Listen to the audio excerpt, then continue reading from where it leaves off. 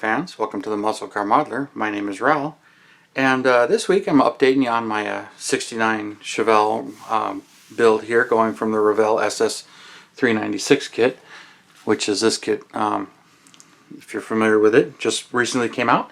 So I'm kind of working on it, getting a little farther. I airbrushed the engine here, so this is Chevy engine orange. This is how I like to assemble them, and this is just a clamp I use to help hold it while I airbrush it orange. And then the rest of the parts for the engine I started detailing. So I got the exhaust manifolds painted, the master cylinder, fuel pump, alternator, fan clutch, which the fuel pump, fan clutch, and carburetor were chromed. So I stripped the chrome off. So painted them gold, painted the shocks and the booster gold, painted the oil filter blue, and then this carburetor is actually from the Revell kit. The 69 Camaro Revell kit. I think it just looks better than this blob of a carburetor that comes in this kit. So I might be changing it out. That's why it's on here, and I painted it gold. The rest of the stuff looks really good. I mean, the fan, to me, the fan clutch has a lot of detail, and the carburetor is very lacking. You may not be able to see it too well once it's under the air cleaner, but that's why I painted this one up to detail it up a little more. And then also, over here I mounted the oil pan, and I airbrushed that Chevy engine orange along with the engine. So that's dried, and I haven't pulled it off, but I'll start assembling the motor and detail painting that. But I started detail painting these parts for you, so you can see how I do that. And I just stick it on the tape and then flip it over, do one side, then do the other side. That's just how I like to do it. Clean them all off. As you can see, I got a layer of primer on the body. I haven't done any body work to it. The mold line that's right here really stands out when once I primed it, so I'm going to sand that, smooth it out, and do some body work. I'm also going to fill in this mirror indentation here, because everything I'm reading on the copos and the 99 copos that Yenko did, I don't believe any of them have a passenger side mirror, so I'm going to fill that in and remove it. So I got a little bit of work to do right there, which isn't much.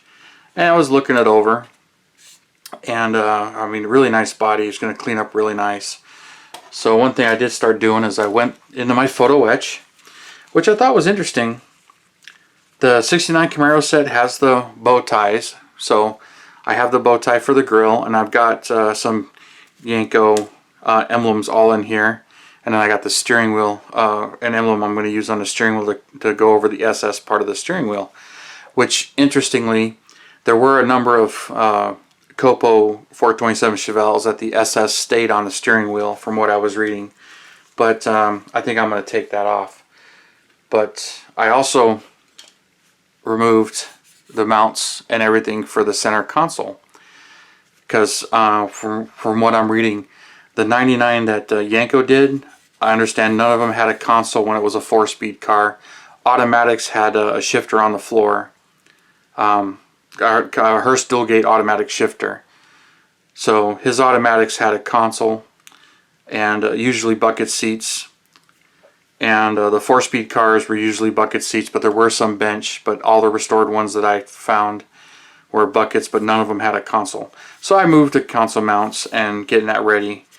And then because of that, I got the shifter out of one of the 69 Camaro kits. But I don't really like that one. I think the one that comes in this kit right here is going to work out nice with or without a console. And another thing, the rally wheels, Don Yenko ordered all of his with rally wheels, even though some of them were changed out to the Atlas wheels. So I want to use the Atlas wheels. That's just my personal preference because I really like them. So I'm going to go with those. I like to call them the torque thrust, when the Atlas was a company that copied the torque thrust for Don Yenko's request. And then also I started digging through my decal stash, because it was kind of interesting that of all the photo etch I've got Model Car Garage's 69 set, 68 Camaro set, and 67 Camaro set, all meant for the AMT kits. Not one of them actually has the 427 emblems, which I'm kind of surprised. They've got all the Yenko emblems, they got the bow ties and a bunch of the other stuff, but they don't have the 427. So I started digging. I found 427s on this Corvette set of decals, which are much nicer than some of the other ones. But I did find my Fred Caddy sheet that's meant for the Chevelle. It's got some 427s, and it's got the ones with a big bar, which are correct for later 69s. But it's got these 427s. I don't really know which ones I'm going to use yet. This one has the much more correct hood setup. But I've got these. Had them a long time, so I had to dig them out. And then I was going through my stash of decals, and here's 2 sets of black and white. And I think they might be from the Copo Nova or the Copo Chevelle, the Yenko.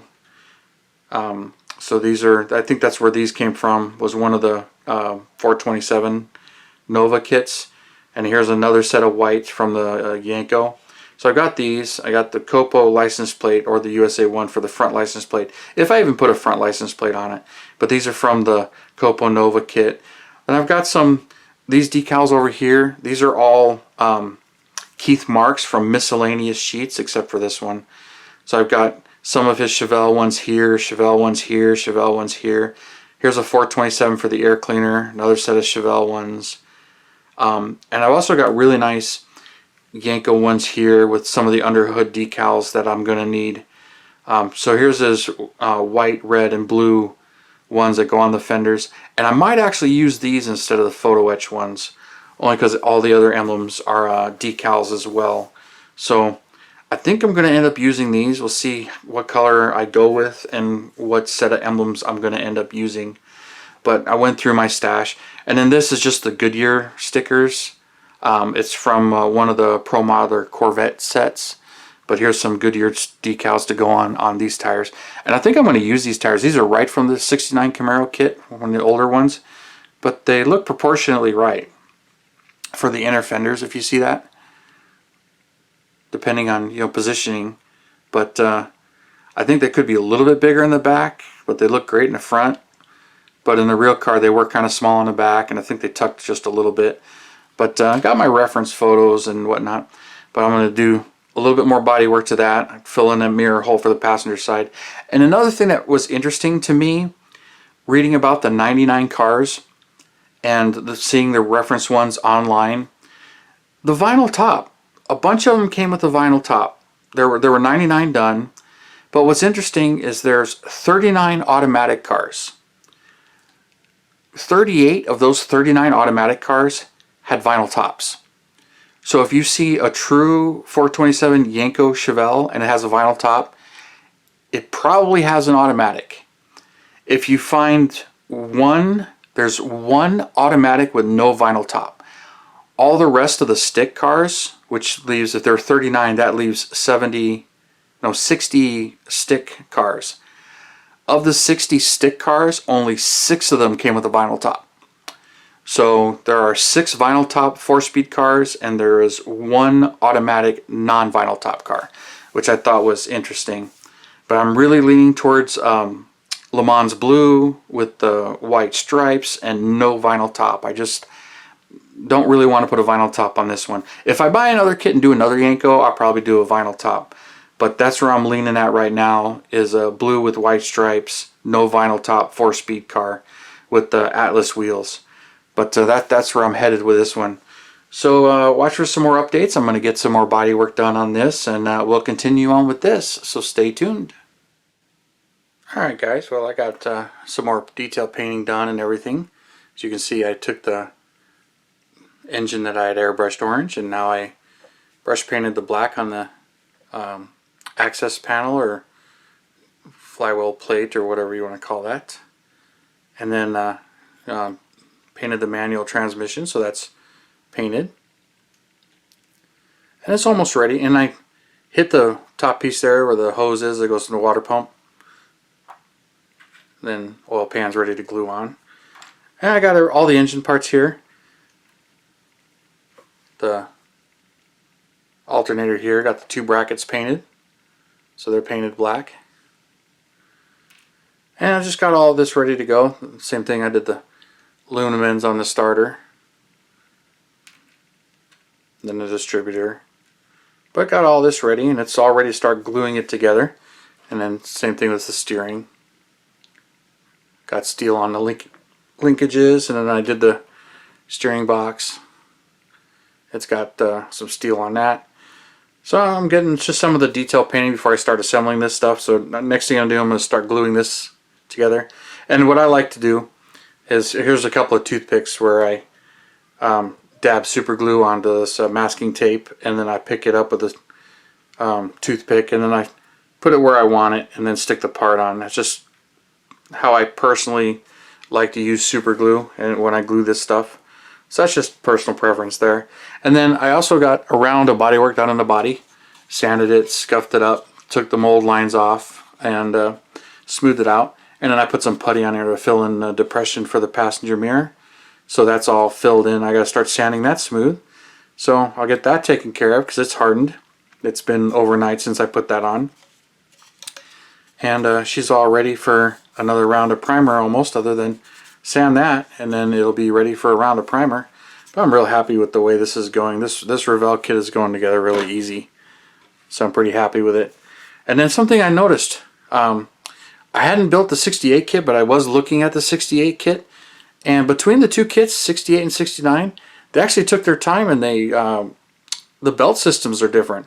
Now I know on real Chevelles, because even mine, when I was ordering the AC kit, because I have a vintage AC, vintage air AC, and it was a non-air car. But when you order that kind of stuff, it asks you about your pulley configurations, because GM moved them around a lot back then. But in 69, the alternator is on the passenger side, and the power steering pump is mounted up higher, and that's what Revell did on this kit. They actually made the belts and pulleys correct. You look at the 68 kit, and the power steering pump is mounted lower, and the alternator is mounted on the driver's side. And the brackets are completely different. So while I was pretty amazed that the brackets are actually on here, they actually did make them different between the 68 and 69 kits. And then one thing I forgot to do is I still got to paint the white on the air filter element on the air cleaner. But I popped them off the chrome trees and got them cleaned up and sanded and ready to go. So this is continuing on, but I wanted to point those out and show you this, and I'm going to start gluing some of this together. So there'll be a few more updates to this, so stay tuned on this, and we'll see where this goes. Thanks for this one. As you can see, I've got another layer of primer on it, and I finished sanding this area smooth and took the depression out of it, and it's pretty much ready for some paint. I let it dry, and I'll see about painting it the Le Mans blue that I really want to do. But so I got it ready. The only thing is I'm checking. There's a few that when you fit the rear bumper on, there's a small little gap right there, and I'm trying to fit the bumper in there a little bit better. I'm trying to decide if I want to work on that or just kind of leave that alone, whether I'm going to extend it or not. But I think I'm going to leave it because it's not really bothering me, but I can kind of see what others are talking about. But I still have to sand this emblem off. But we'll see what I see there. But I'm liking the way the rear bumper fits. And then the front grille, I got asked how the front grille fits. It pretty much just fits right in there, and I don't see any issues. Maybe glue that a little bit, but it seems to fit really well. So both of those seem to fit really well. But I got it all sanded and pretty much ready for some paint. I'm just checking a fit and finish on a few things before I put some paint on it, but that's pretty much ready.